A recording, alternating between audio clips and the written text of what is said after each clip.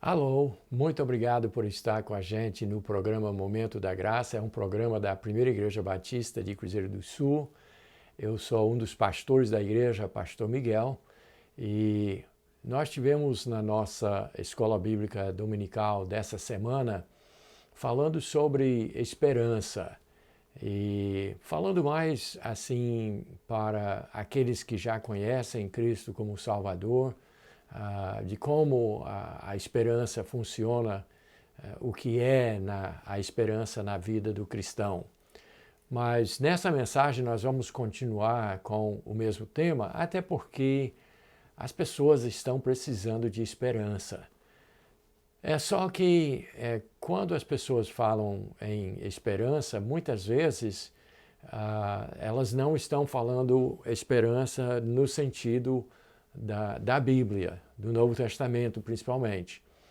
Então, muitas vezes as pessoas dizem, eu espero que isso aconteça, eu espero que aquilo aconteça. E, aliás, nesse momento difícil, problemático que nós estamos vivendo, a gente ouve as pessoas falar, eu espero que esse vírus passe logo, eu espero que eu não perca o meu emprego, eu espero que o país melhore. Mas isso aí, na realidade, essa forma de esperança que as pessoas falam, na realidade é apenas uma expressão de uma vontade. Ou seja, as pessoas, quando falam a esperança nesse sentido, elas estão dizendo que eu gostaria que, eu queria que acontecesse alguma coisa. É um desejo que as pessoas estão expressando. Mas não é essa a esperança da Bíblia, porque esperança na Bíblia é uma coisa real, uma coisa verdadeira, uma coisa baseada em fatos. Então, venha comigo para a gente fazer uma passagem por algumas das passagens bíblicas, dos textos bíblicos, onde fala sobre esperança e esperar, e aí você vai ter uma noção melhor, mas o mais importante é que eu quero que você descubra na palavra de Deus o que é a verdadeira esperança, a esperança que você precisa. Então, não tem nada demais você dizer, eu tenho esperança que esse vírus já acabe. Eu tenho esperança que eu tenha segurança e possa viver a minha vida normal quando sairmos do outro lado. Então não tem nada demais você dizer isso daí. É um anseio, é uma vontade que você tem. Eu também tenho. Eu gostaria, é uma vontade minha, de voltar para dentro do nosso templo e poder continuar a obra missionária da nossa igreja, com as viagens e levando o evangelho aos ribeirinhos, aos ramais, a todas as pessoas. Então, é uma vontade que a gente tem, não tem problema nenhum. Só que nós quando falamos sobre essas vontades, esses desejos, nós não temos certeza que a coisa vai ficar como a gente espera. Então, pode ser que essa pandemia passe logo, mas pode demorar. Pode ser que seja uma coisa que vai dizimar a população do mundo. Nós não sabemos. O nosso desejo qual é? É que passe logo. O nosso desejo é que ninguém morra mais. É um desejo, é natural, é bom, não tem problema. Mas essa não é a esperança da Bíblia, porque a esperança da Bíblia é uma coisa baseada em fatos, em coisas verdadeiras e coisas que vão acontecer. Então é muito diferente vamos dizer, me perdoe a brincadeirinha aqui, mas muitas pessoas às vezes dizem assim, né, quando elas expressam uma vontade, um desejo, querendo dizer que esperam uma coisa e dizem, se Deus e Nossa Senhora quiser. Então, claro que não seria nem necessário acrescentar essa última parte, porque se Deus quiser vai acontecer, independente de qualquer outra pessoa. Mas as pessoas têm essas expressões e elas expressam e tentam ser corretas na sua maneira de expressar. No entanto, é apenas a expressão de um desejo, de uma vontade pessoal. Mas essas coisas nós não sabemos e daí nós não podemos qualificar como a esperança da Bíblia. E então, antes da gente ir para o nosso primeiro verso dessa mensagem, vamos lembrar um ditado, inclusive, que as pessoas falam: a esperança é a última que morre. E por que as pessoas usam essa palavra? A esperança é a última que morre. Porque elas estão falando de coisas que podem morrer, de coisas que podem não se concretizar, coisas talvez não aconteçam. Então, é justamente, mais uma vez, a expressão daquilo que é esperança para o ser humano natural, mas não é a esperança da Bíblia. Então vamos para o nosso primeiro texto dessa lição. Em Hebreus, capítulo 11, que é o capítulo da fé, o verso 1, começa com a definição do que é a fé.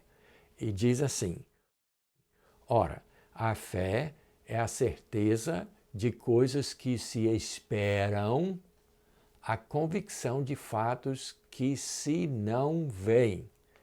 Hebreus capítulo 11, verso 1. Então, vamos ver aqui como a fé e a esperança são coisas, né, unidas, né, fazem parte de um mesmo conceito. Então, a Bíblia diz que a fé verdadeira é a certeza de coisas que se esperam. E, naturalmente, quando fala esperam aqui, está falando de esperança. Fé é esperança verdadeira. Então, muitas vezes você já ouviu alguém dizer: eu tenho fé em Deus, ou fé talvez em outra pessoa, que tal e tal vai acontecer. Mas elas não têm certeza que vai acontecer, enquanto que aquilo que se espera de fato vem da fé. E é uma coisa, a Bíblia diz que é certeza de coisas que se esperam, e ainda fala mais o seguinte: é a convicção de fatos que se não veem, de coisas não visíveis. Então, esperança é intrinsecamente ligado à fé. Aliás, na nossa lição da Escola Bíblica Dominical sobre esperança, nós falamos justamente sobre o capítulo do amor, que é o capítulo 13 de 1 Coríntios, e o último verso diz que tem 3 coisas, né, super ligadas, importantes para o caminhar cristão, para a vida cristã, a existência do cristão, do discípulo de Jesus Cristo. E a Bíblia diz que é fé, esperança e amor. Dos 3, amor é o maior, mas as 3 coisas vão de mãos dadas: fé, esperança e amor. E no texto que nós então acabamos de ler, lá de Hebreus capítulo 11, verso 1, diz que a fé é a certeza de coisas que se esperam. Então, é certeza que a coisa vai acontecer. Então, é muito diferente de alguém dizer assim: eu tenho fé que a mamãe não vai pegar coronavírus. Só que você não sabe. Então, isso não é uma certeza. Então, não é a esperança da Bíblia. porque a fé é a certeza de coisas que se esperam. Então, a esperança verdadeira é uma coisa certa, uma coisa que vai acontecer e não tem quem possa impedir. Então, não tem negócio de esperança morrer. Não é a última que morre, porque a esperança verdadeira não pode morrer porque é baseado em coisas certas. Mas a segunda parte do verso diz convicção de fatos não vistos, não visíveis. E isso nos leva ao nosso segundo texto dessa lição. Em Romanos capítulo 8, versos 24 e 25, encontramos as seguintes palavras. Porque na esperança fomos salvos. Ora, a esperança que se vê não é esperança, pois o que alguém vê, como se espera? Mas se esperamos o que não vemos, com paciência o aguardamos. Romanos capítulo 8, versos 24 e 25. Então vamos novamente esmiuçar um pouquinho esses dois versos. Esperança, porque na esperança fomos salvos. Aqui já demonstra uma coisa que separa os homens dos ratos no sentido de esperança, o que é a esperança verdadeira. Porque diz que na esperança fomos salvos. Ele não fala em ser salvo um dia. Ele diz, nós fomos no passado salvos na esperança. Então, a esperança é uma coisa de fato, é uma coisa de certeza. Não é uma coisa de que, como a pessoa diz, eu tenho fé em Deus que eu vou para o céu. Não, se você tem a esperança bíblica, você já foi salvo. Já é um salvo. Antes de partir daqui, antes de sair desse mundo, você já sai salvo ou não. Isso é resolvido aqui, durante essa vida. E diz, porque na esperança fomos salvos. Então vamos fazer uma pausa aqui para pensar sobre a esperança no sentido de que esperança tem a ver com uma pessoa e com uma data, com um evento. A esperança, conforme a Bíblia, é, de fato, a pessoa de Jesus Cristo. Os judeus tinham a esperança que o Salvador fosse mandado por Deus. Antes que ele viesse, eles então tinham esperança, eles tinham certeza que ia chegar. Mas Jesus chegou a primeira vez. Ele veio a primeira vez. E quando ele cumpriu o seu ministério aqui na terra, ele deu a sua vida numa cruz, voluntariamente, para pagar os pecados de todos aqueles que nele creem. E ele foi sepultado e ressuscitou ao terceiro dia. São fatos que aconteceram, mas aquele que crê em Jesus, ele tem esperança no sentido bíblico, real, porque ele é salvo. Não vai ser salvo, ele já é um salvo em Jesus Cristo, porque Jesus, que é o foco, é a esperança, é a expressão da palavra esperança, veio, como disse o apóstolo Paulo, falando às igrejas da Galácia, ele disse, ele veio na plenitude do tempo, ele veio no momento certo. Então isso já aconteceu. Então nós não estamos, entenda bem isso, para você entender o sentido da palavra esperança. Nós não estamos esperando Jesus vir para nos salvar, porque ele já fez isso. Ele já veio e já fez tudo o que é necessário para a salvação de qualquer pessoa que queira crer. Então isso já aconteceu. Agora é interessante, os judeus ainda estão esperando o Messias. Os muçulmanos ainda estão esperando o seu Messias. Mas nós não. Eu não. Ele já veio. Então, nesse sentido, o texto que nós lemos lá de Romanos, eu não preciso dizer que Jesus é a minha esperança de salvação, porque a Bíblia diz, porque na esperança fomos salvos, mas ele diz que a esperança que se vê não é esperança. Então, eu já tenho Jesus Cristo, então eu não tenho esperança de ser salvo, porque isso já aconteceu. Mas Jesus Cristo é a esperança e nós vamos explicar como ele continua sendo aquilo que nós esperamos, aquilo que vai acontecer de fato em um outro momento. É interessante que a Bíblia, quando fala sobre esperança e da pessoa de Jesus Cristo, que é o foco da verdadeira esperança, fala da sua segunda vinda. De quando ele vai voltar, ele já veio a primeira vez. Então, isso aí já tá resolvido. Já fomos salvos por Jesus Cristo. Então, aí não é uma esperança que não vamos ser salvos, mas Cristo é a nossa esperança porque ele vai voltar a segunda vez. Ele vai voltar outra vez. Então, a nossa esperança está em Cristo na sua segunda vinda. Ele vai voltar à terra e nós vamos já ter textos para comprovar exatamente isso. Mas então é por isso que o apóstolo Paulo diz, esperança que se vê não é esperança. Então você vê que isso é muito ligado ao conceito lá de Hebreus capítulo 11, verso 1, onde ele diz, é a convicção de fatos que se não veem. Então nós não vimos Jesus voltar ainda, por isso que ele é a nossa esperança. Ele vai voltar.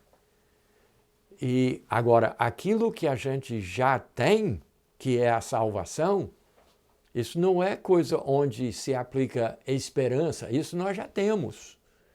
Agora tem a salvação, naturalmente, Deus vai cumprir tudo que ele prometeu sobre salvação, mas eu quero que você entenda que existe o momento que a pessoa recebe Jesus Cristo como Salvador, aí ele não tem que dizer, eu espero que eu vou para o céu.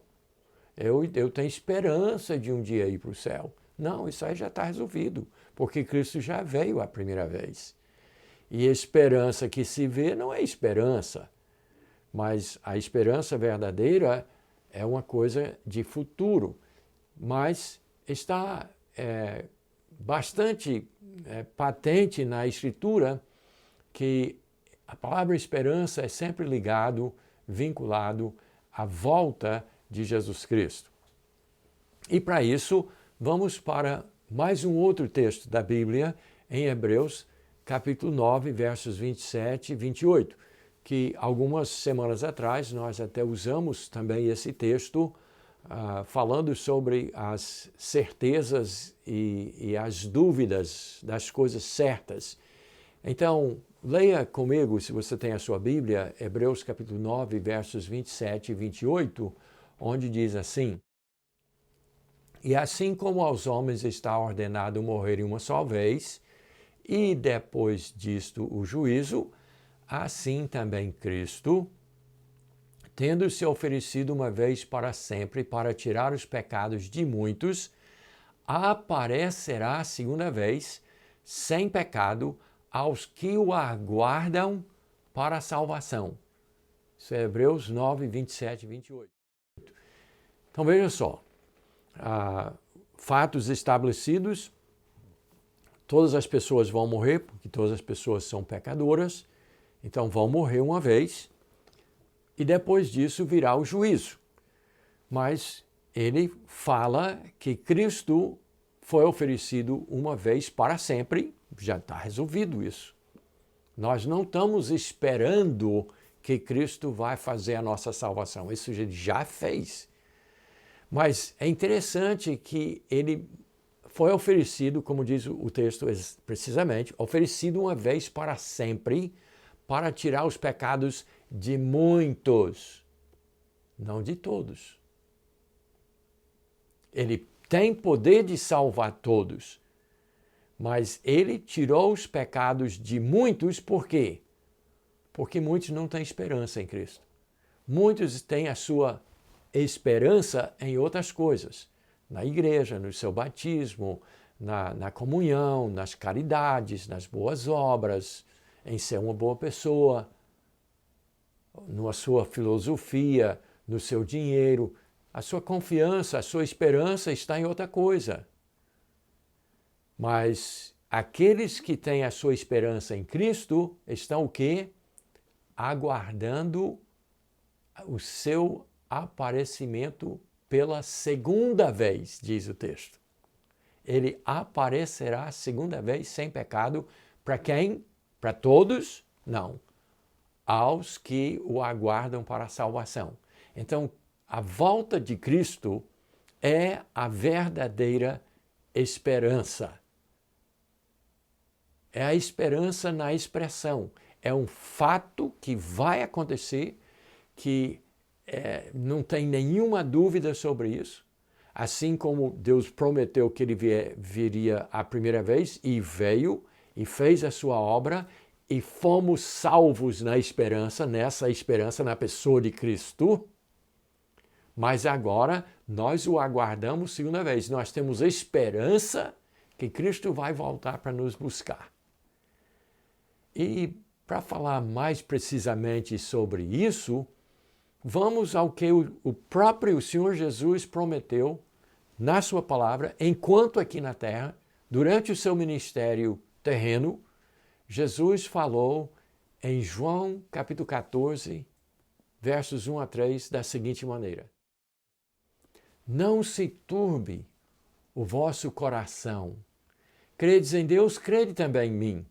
Na casa de meu Pai há muitas moradas. Se assim não fora, eu vou-lo teria dito, pois vou preparar-vos lugar. E quando eu for e vos preparar lugar, voltarei e vos receberei para mim mesmo, para que onde eu estou, estejais vós também. Isso é o Evangelho de João, capítulo 14, versos 1 a 3. Olha só que maravilha. Isso aí é que é esperança. Ele diz, não se turbe o vosso coração. Não precisa se preocupar, porque vocês têm esperança. Qual é a esperança? Na casa de meu Pai tem muitas moradas. Vocês não viram ainda. Ninguém viu ainda. Nós não vimos ainda. Mas na casa de Deus tem muitas moradas. E Jesus disse, eu vou na frente, vou preparar-vos lugar. Não fosse assim, eu teria avisado, meu ministério seria outro, mas isso é uma realidade, é uma coisa que vai acontecer, e aqueles que creem em mim têm essa esperança, porque ele diz o que mais? Ele diz, eu vou preparar-vos lugar, e quando eu for vos preparar lugar, voltarei, e vos receberei para mim mesmo, para que onde eu estou, estejais vós também. Então, isso aí é que é esperança. Tranquilidade, certeza de uma coisa que nós não vimos ainda, que ainda não aconteceu, mas centrado novamente em quê? Na pessoa de Jesus Cristo e numa data, a sua segunda vinda, a sua volta para nos buscar. Então ele diz claramente aqui, não se turbe o vosso coração. E eu queria aproveitar esse momento para as pessoas que estão nos assistindo ter mais tranquilidade, porque o mundo está complicado. E Jesus Cristo já previu isso. Ele disse para o seu povo, ele disse, no mundo vocês vão passar por aflições, mas tem de bom ânimo, porque eu venci o mundo. Mas nós estamos em tempos de muita tribulação, de muito medo, de pavor, de histeria de alguns, desespero generalizado pelo mundo inteiro, por causa de uma coisa invisível aos olhos nus, aos olhos humanos, só se vê com microscópio, mas que tem causado um pavor pelo mundo inteiro e muita dor. por muitas mortes. Mas não precisa ser assim. Porque se nós focalizarmos toda a nossa esperança, a nossa existência nessa vida frágil, desse corpo frágil, nós vamos ficar com os corações perturbados. As nossas mentes, nós somos capazes de enlouquecer. Se a gente pensar que é só isso, mas Cristo disse o quê? Não se turbe o vosso coração, porque tem uma esperança real, que existe um Pai que tem uma casa e está preparando moradas para todos aqueles que quiserem, e Cristo foi para lá, está preparando, esses 2000 anos, está preparando lugar para nós. Então ele diz, não se turbe o vosso coração. Isso aqui não é tudo, essa vida aqui não é tudo. Vamos passar por aflições aqui. Mas podemos ficar tranquilos se nós tivermos esperança verdadeira. E não é essa esperança, tomara que isso passe logo. Estou contigo, eu não sou diferente. Também tomara, espero que passe logo. Mas essa não é a esperança da Bíblia. A esperança da Bíblia é uma esperança real. E a esperança real é que Jesus voltará a segunda vez. Já veio a primeira vez, aí isso já aconteceu. Não envolve esperança. Esperança é aguardar, como diz lá em Hebreus. Aqui Jesus falando, voltarei para vos buscar. É esperar nisso, que é um fato, é realidade. E aí Jesus ainda mostrou na sua saída da terra como que nós podemos ter e como a sua vinda, a sua volta é a esperança que todo cristão, filho de Deus verdadeiro, deve ter. Então eu quero ler para você o que os anjos falaram para os discípulos no dia que Jesus voltou para o Pai. Que eles estavam em cima do monte, Jesus fazendo os seus últimos ensinamentos, e ele de repente começou a levitar, começou a subir e desapareceu entre as nuvens. E então os discípulos ficaram boquiabertos, olhando para os céus, de onde Jesus tinha sumido, não entendendo provavelmente nada, quando vieram anjos e falaram as seguintes palavras. Isso é Atos capítulo 1, verso 11. Disseram assim, varões galileus, por que estáis olhando para as alturas? Esse Jesus que dentre vós foi assunto ao céu, assim virá do modo como viste subir. Essa é a esperança verdadeira. Isso é que nos dá sentido para viver, para passar pelas aflições desse mundo. Porque do jeito que ele foi, ele vai voltar. E para isso, nos nossos últimos instantes, vamos para um texto espetacular em 1 Tessalonicenses, capítulo 4. E eu não tenho tempo para ler todo o texto, mas eu quero encorajar você a ler os versos 13 a 18, de 1 Tessalonicenses, capítulo 4. Leia todos, eu vou ler apenas o primeiro e o último. No verso 13 diz assim, não queremos, porém, irmãos, que sejais ignorantes com respeito aos que dormem, para que não vos entristecerdes como os demais que não têm esperança. Então, por que diz lá em Hebreus, capítulo 9, que muitos têm os seus pecados pagos e aguardam Jesus voltar? Como ele disse que vai voltar e como os anjos proclamaram que ele vai voltar, porque nem todos creem, nem todos têm essa esperança. E Paulo então disse, eu não quero que você fique na ignorância de não saber o que é a verdadeira esperança. Jesus vai voltar. Mas ele diz, alguns não têm esperança.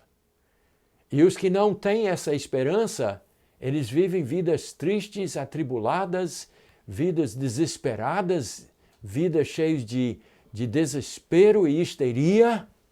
Em tempos angustiantes como esse se evidencia isso, porque as pessoas pensam que essa vida é tudo e não podem suportar o pensamento de perder nada nem ninguém, enquanto que quem sabe que Jesus vai voltar e sabe em quem depositou a sua fé, sabe que ele vai voltar para nos buscar, transformar esse corpo velho corruptível num corpo incorruptível, esse corpo mortal vai passar a ser imortal e vamos estar para sempre com o Senhor, porque essa é a nossa esperança. Jesus, a volta de Jesus para nos buscar é a esperança que tranquiliza, que tira a perturbação.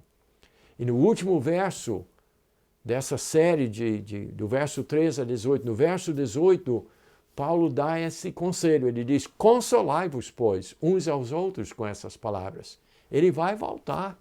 Ele vai vir buscar aqueles que o aguardam para a salvação. Aqueles que depositaram a sua fé, aquelas pessoas que sabem que têm uma esperança viva, uma esperança real, uma esperança bíblica. As pessoas que creram em Jesus de verdade sabem que ele vai voltar. E tudo isso que nós estamos passando agora, todas as aflições que nós passamos aqui, tudo isso vai passar e tudo vai ficar perfeito porque ele é a nossa esperança e a sua vinda é o que nós esperamos. E aí eu tenho que jogar para você então, meu amigo. Você tem essa esperança? Você tem Cristo como seu Salvador? Pois você precisa recebê-lo, aceitá-lo agora, nesse instante. Fale com ele e diga, Senhor, eu preciso dessa esperança. Eu preciso de salvação. Eu preciso de Jesus. Deus abençoe você. E até a próxima oportunidade.